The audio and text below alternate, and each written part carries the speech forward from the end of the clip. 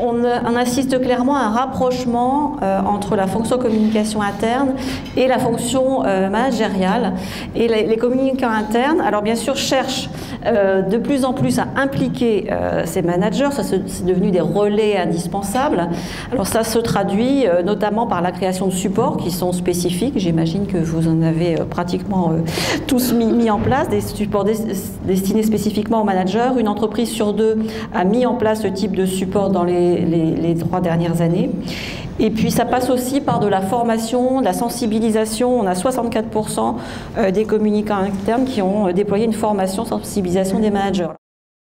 Donc aujourd'hui, le salarié, on ne peut plus le considérer comme il y a 20 ans et lui livrer des informations selon une stratégie bien élaborée.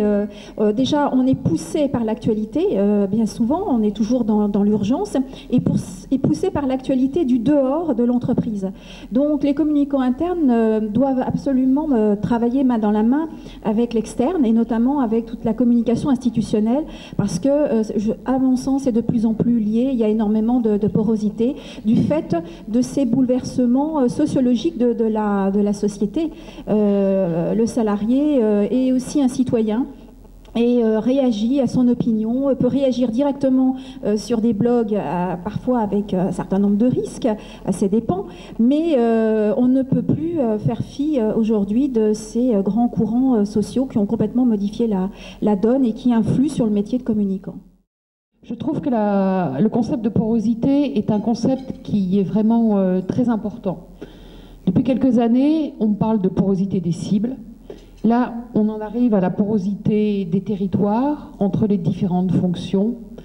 Pour l'avoir vécu, ça peut amener le meilleur, c'est-à-dire que ça peut développer des collaborations, ça peut développer des organisations et des stratégies de cohérence, justement, pour attaquer ces différentes cibles. Mais ça peut certainement aussi amener de la concurrence, amener du brouillage de messages.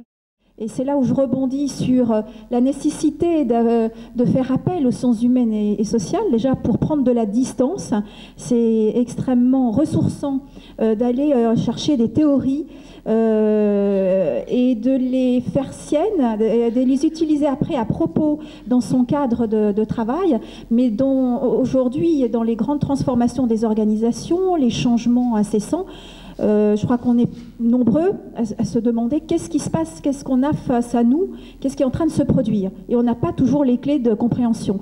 Donc allons du côté des sciences de la sociologie, de la psychosociologie, de la philosophie, pour avoir ces clés de compréhension et du coup devenir un expert auprès des managers pour les éclairer sur ce qui est en train de se passer, se dérouler dans leur équipe et les aider à adapter leurs actions. L'avenir du métier de communicant, je pense que pour demain, le communicant et le communicant interne sera un médiateur de sens, parce que il aura toujours, bien sûr, à porter le message de l'entreprise, mais il aura aussi à gérer des conversations, les conversations sur intranet, les conversations avec les réseaux sociaux ou sur les réseaux sociaux, les échanges en proximité autour du travail. Et là, le communicant ne portera pas un sens unique, mais il sera un médiateur de sens au pluriel. J'ai beaucoup apprécié d'être conviée à un déjeuner-débat organisé par la FCI.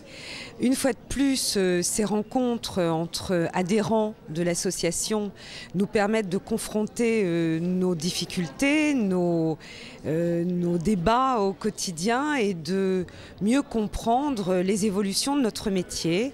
C'est aussi l'occasion pour nous de confronter nos difficultés et de comprendre comment notre métier évolue, de confronter nos expériences et de se sentir moins seul. Et là, en retrouvant les autres membres de l'association, eh bien, on se rend compte qu'on n'est pas tout seul et c'est toujours très rassurant et très chaleureux.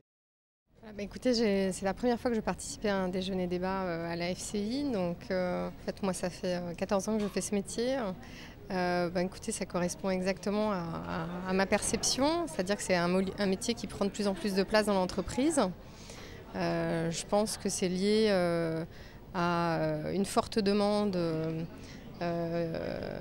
du management en général qui est axé sur l'accompagnement au changement et qu'aujourd'hui on se retrouve vraiment au centre et dans la stratégie, ce qu'on a toujours souhaité en fait, ce qu'on souhaite toujours quand on fait ce métier. À mon sens, la communication interne est de moins en moins sur l'outil. Et je pense qu'on en a vu encore une illustration là avec l'enquête d'Inergie.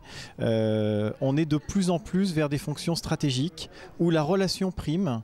Et j'ai ce sentiment que demain, encore plus qu'aujourd'hui, le communicant interne, dont on a vu que la fonction n'était pas soluble dans la crise, même malgré la crise, au contraire, c'est un renfort de la légitimité du communicant, eh bien ce communicant demain pourra s'installer sur d'autres pans de la relation et pas uniquement la relation interne. À mon sens, on pourra faire en sorte que le communicant interne évolue vers le management de la relation au sens large, que ce soit avec les relations institutionnelles ou les relations médias par exemple.